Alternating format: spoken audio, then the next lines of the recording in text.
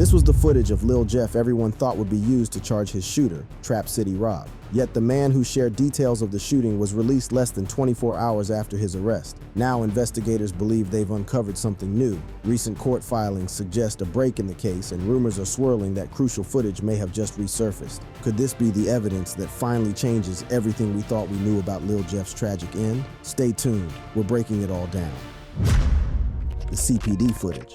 There has been so much speculation about the circumstances surrounding Lil Jeff's death and the police investigation into discovering the identity of his killer. However, a recent court document backed by the footage of his shooting may have just changed everything that we know about that case. According to the court documents that detail the charges brought against Robert Coleman, aka Trap City Rob, the Chicago Police Department are said to have probable cause to arrest Rob because he was identified on scene by a witness to be present during the shooting death of victim Jeffrey L. Harris, as well as electronic surveillance. While authorities are yet to release any footage from the Lil Jeff murder, the available surveillance footage that went viral on social media captures the exact moment when Lil Jeff was shot and killed while carrying out a hit on another man. In the video, Lil Jeff can be seen coming out of a vehicle and immediately firing multiple shots at a man wearing yellow shorts. According to the police scanner recordings, the man was hit in the chest, but he still managed to flee into a nearby building. Desperate to eliminate his target, Lil Jeff chases after the man while still firing his gun at him. But just as Jeff is about to go through the door, multiple shots ring out from inside the building, which send Jeff tumbling down the steps and onto the floor. A second video that captures a different angle from the incident shows three men who accompany Jeff on the hit, looking on as the shooter stands over the rapper and empties his magazine into him. According to reports, Lil Jeff was shot a total of 19 times, giving him no chance of surviving the attack. Meanwhile, second footage also shows a man wearing a pink outfit who is later identified as Q50, shooting at a vehicle that drives by the scene. It initially appeared that he had shot at the vehicle for no reason, but if you take another look at the first footage, it appears that the man in yellow shorts was talking to someone inside this same vehicle just before Lil Jeff began shooting at him. After the vehicle manages to escape the scene, Q50, as well as another man in all-black outfit, can be seen firing multiple shots in the direction of the building where Lil Jeff was shot. A brief exchange of gunfire can be heard from the footage, and at some point, both men can be seen hurriedly retreating towards the getaway vehicle, with Q50 noticeably having a limp, which may signify that he was hit in the leg. Just before the men flee the scene, the driver of the getaway car gets out of the car and looks at Lil Jeff getting shot before realizing that it was too late to save him. The men then proceed to flee the scene, leaving Lil Jeff's bullet-ridden body lying on the front porch. However,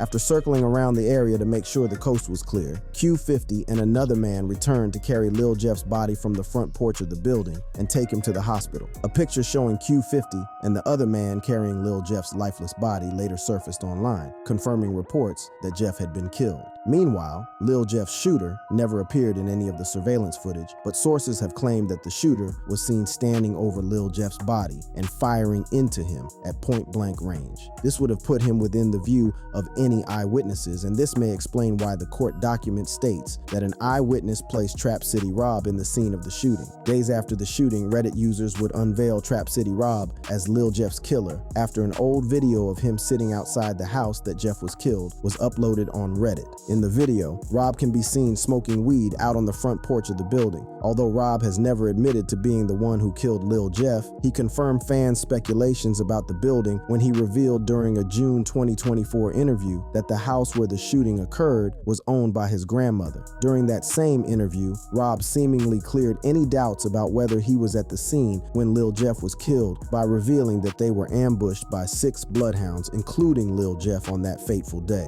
When asked to clear the air on some of the social media controversy surrounding the case, Rob answered saying, I see the video, I see that shit. I was like, damn, it's 6 out there, you know?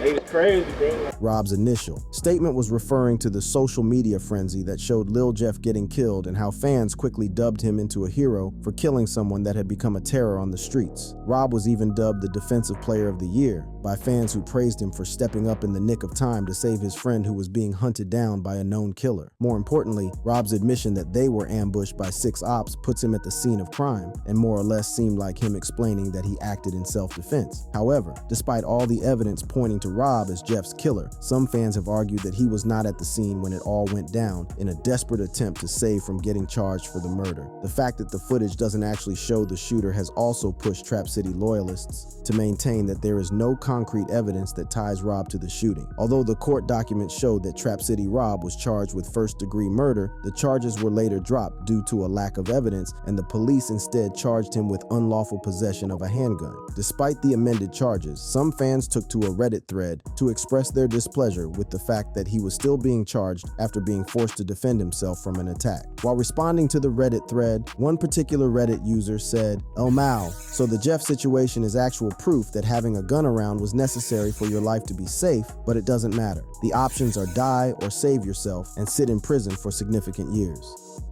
Another person wrote, "Same here, and I don't think dude should get charged anyway. He defended himself, and that's all that matters. He literally wasn't hurting nobody. That DA is just a power-hungry." A third person chose to see things differently and pointed out the importance of having a licensed gun. They wrote, "This is why you're supposed to own a gun, legally, like go buy it from a gun store, but get your gun license first, then you won't have to worry about any jail time." Amidst all the drama and furore, it has been revealed that Rob is currently cooling off in jail, most likely due to the one count of armed habitual criminal charge brought against him by the Chicago Police Department. A Reddit user once explained, "Was arrested same place where Lil Jeff got killed, probably had a gun on him when they arrested him, so he got charged with an armed habitual." However, before he was sent off to jail, Rob released a short snippet where he can be seen savagely dissing Lil Jeff and all Bloodhounds. In the video, Rob appears to be in the studio, and at some point he can be heard rapping, "Don't fall, you better not trip. This is talking about sliding. I just watched him slip. This is not a game. Better get a grip." While Rob doesn't specifically mention any names in the clip, his lyrics almost look like they are describing how Lil Jeff tried to slide on him and his homies, but ended up catching several bullets and falling on Rob's front porch. But weeks before Rob's diss video found its way online, several Trap City members, including Trap City Rob, took their beef with the Bloodhounds to a whole new level when they posted a very disrespectful video of them recreating Lil Jeff's shooting at the front porch where he was killed. In the video, one of the Trap City members can be heard asking, "Why y'all wanna go to push you?"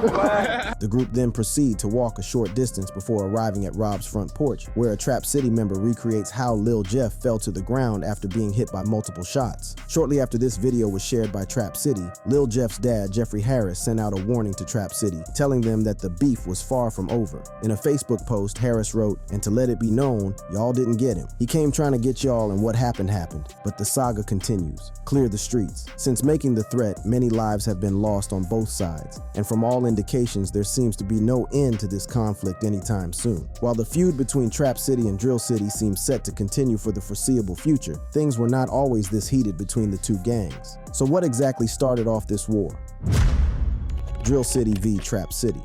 For the last couple of years, the deadly rivalry between Drill City and Trap City has led to the deaths of several people on both ends. Lil Jeff was one of the people who spearheaded this deadly war, and many would have thought that his death would have brought an end to the killings, but it has only led to more deaths. Painfully, most of the victims of this rivalry have been barely legal or young adults like Lil Jeff, who was only 21 years old when he was brutally murdered. Before we get into the origin of the beef between these two Chicago street gangs, let's first get acquainted with them. Drill City, also known as the Bloodhounds, is an African-American teenage street gang that primarily resides in Chicago, between 79th Street and Maryland Avenue. They are known for their violent robberies and shootings, with most of these crimes put into songs, making their hood very controversial. Due to their notorious nature, the Bloodhounds have very few allies and are known to have very personal beefs with two Chicago street gangs, BKN and Trap City. For this video, we will be focusing on their beef with Trap City. Unlike the Bloodhounds, Trap City is a set of mainly gangster disciples located around the area of 67th and Champlain. However, their exact territory ranges from 67th to 69th, St. Lawrence to Cottage Grove. They are a very close allied set to C.W. Bass, and this alliance has become a very dominant force in the area over the last couple of years. They used to be very close allies with the Bloodhounds, and there are several old pictures that show members of both gangs fraternizing with each other in the past. In one particular photo, Trap City Taro, Bloodhound Lil Jeff, and Bloodhound Q50 can be seen posing together before the beef. However, sometime in early 2023, things turned sour between both gangs after Lil Jeff stole a Trap City members chain. The accusations of theft against Lil Jeff first started out as rumors on social media, but Trap City Taro and Trap City Rob later confirmed the story during a July 2024 interview. During the interview, Rob and Tero revealed how they used to be allied with the Bloodhounds until Jeff ran off with the chain of one of their homies. Rob said, He stole the chain, bro. We tried like he took it. He stole my own chain.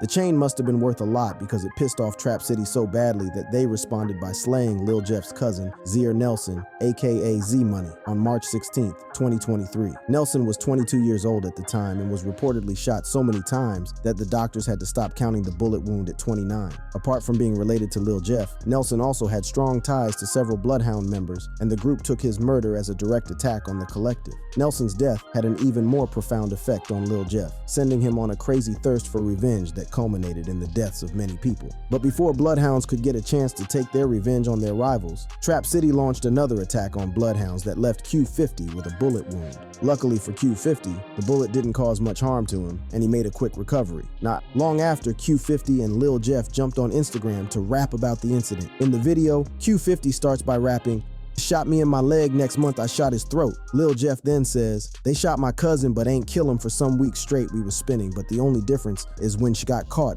we killed him." In Q50's verse, he talks about shooting someone's throat the next month, and while he may have not been the shooter, he was referring to the fatal shooting of 19-year-old Jalaal Goins. Goins was also known as Leal within the Trap City fold, and he was brutally shot and killed while sitting in a rideshare on June 25, 2023. The shooting occurred at about 8:55 p.m. in the 1300 block of West Taylor Street. Police revealed that Leal was sitting in the rideshare when someone walked up to the car, shot him through the window, and then ran off. The rideshare driver, Robert Smith, managed to drive Goins to Rush University Medical Center where he was pronounced dead. While recounting the ordeal, Smith told Sun Times, "I tried to save him. I didn't care about traffic lights and speed cameras. I really wanted him to survive. I was praying for him the whole way there. When they took them out of the car, I was praying for the surgeons to do what they could do." While law enforcement in Chicago struggled to find the shooter and chucked it as another unsolved murder, the streets knew where the attack had originated from, and before long, Lil Jeff claimed responsibility for the shooting. Taking to Instagram Live, the rapper can be heard saying, "Go ask my ops that Michael Drake his ass ain't get out that car," while flashing a gun at the camera. After seemingly claiming the hit on Leal, Lil Jeff took the trolling to another level when he mocked Trap City Tero over the loss. It all happened when Tero took to Facebook to mourn the loss of his friend, captioning a photo of himself and Leal with the words, "I wish I could get it back." Lil Jeff was the ultimate troll as he dropped a care emoji on the post. But the rapper wasn't done yet and seemingly saved the best for last. While going live another day, Lil Jeff mocked Leal's death by recreating how the murder happened. In the video, the rapper can be seen running towards a white vehicle that was parked at a gas station.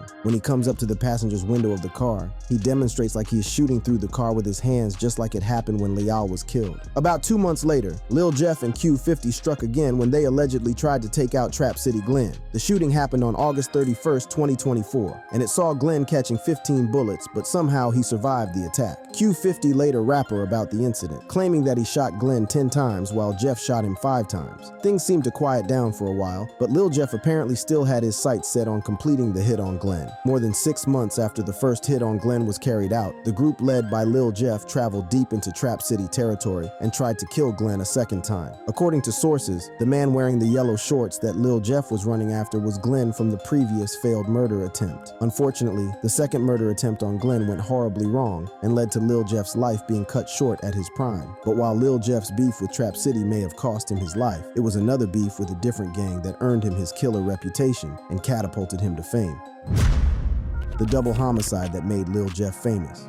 The killing of 2 teenage boys by Lil Jeff will go down in time as the murders made many aware of Lil Jeff's killing abilities. His victims were teenage boys who never got the chance to graduate, aged 16 and 17 respectively. Lil Rob and Monty were silenced for life outside school premises on January 26, 2024. On that fateful day, the students of Innovations High School decided to go on a lunch break like every other student. But little did they know that it would be their last lunch on Earth. While walking in front of the Washington Wabash station, Lil Rob and Monty suffered an attack from some armed masked men. In a surveillance clip, the assailants had tracked them to the spot while driving a dark blue Infiniti SUV. Upon sighting their target, 3 men exited the vehicle and began shooting with intention of killing the teenagers. This went on for about 15 seconds, and as the masked men fired, people flew helter-skelter trying to scamper for safety. Unfortunately, both Monty and Lil Rob were dangerously hit in areas that left them no hope of survival. The victims were shot in the hips and chest area. After the shooting, the masked men ran back into their vehicle and zoomed off along Stevenson Expressway and Deuceable Dive. Finally, they journeyed towards South Suburban Dolton and Calumet City. Following their disappearance, people began to crowd. The victims and they tried to help them, while others just screamed after noticing the severity of their gun wounds. Eventually, the pair were taken to the hospital but were pronounced dead. Well, following the tragedy, Lil Jeff did little to conceal the fact that he was more than pleased with the untimely deaths of Lil Rob and Monty. Not like this is anything new among DRI rappers who have disputes, but Lil Jeff went on yapping about the murders. Even before the bodies went cold, Lil Jeff excitedly posted a video mocking the downfall of his ops. At the same time, it appeared that while immersed in self-pride, he didn't mind self-snitching. In the clip, Lil Jeff was spotted driving inside a car alongside two others who were in Hua company. This video also showed the men in masks and black clothing, which was synonymous to the attires of the masked men who had just shot Lil Rob and Monty. Without breaking a sweat, Lil Jeff jams to the song on the stereo and later peels off his mask for fans to know that indeed he was the man behind the mask. This show-off attracted reactions from fans who believed that Lil Jeff was within his rights to have acted out. Meanwhile, others were shocked at the level of confidence. One person wrote, "Man, I know he was extra geeked. He caught them. It be like that, especially when the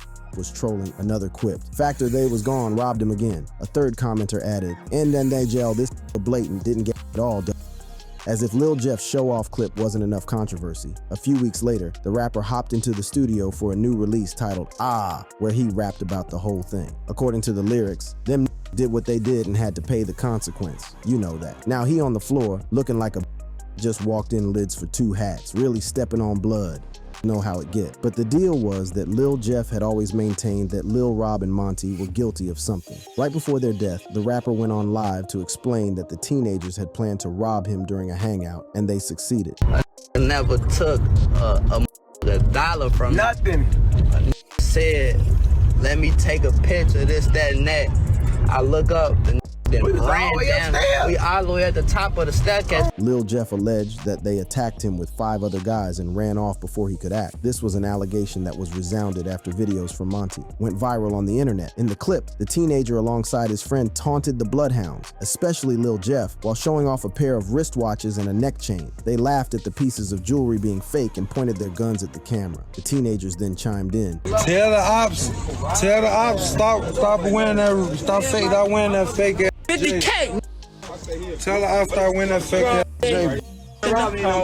Regardless of what might have started the beef or the teenagers' audacity, fans believed that they certainly did not have to die the way they did. Unlike previous murders allegedly linked to Lil Jeff that have since gone unsolved, the police were able to make a break in the double homicide case. Ultimately, the authorities were able to track down Lil Jeff as one of the killers after an unnamed tipster pointed them to the clip he shared a few minutes after the murder. This showed that Lil Jeff was riding inside the same blue-colored Infiniti SUV which was used during the murder. About a year after the murders, the police made their first arrest. Tommy Coleman, a 22-year-old, was arrested in January in the 5700 block of North Mason Avenue. Upon establishing his involvement, the police charged him with 2 felony counts of first-degree murder and 1 count each of attempted first-degree murder, aggravated discharge of a firearm from an occupied vehicle, and possession of a weapon by a felon. Coleman, who was equally cited for not registering a weapon, made his first court appearance a few days after his arrest. During the hearing, prosecutors argued that Coleman and the other 2 men who attacked the teenagers had beef with them.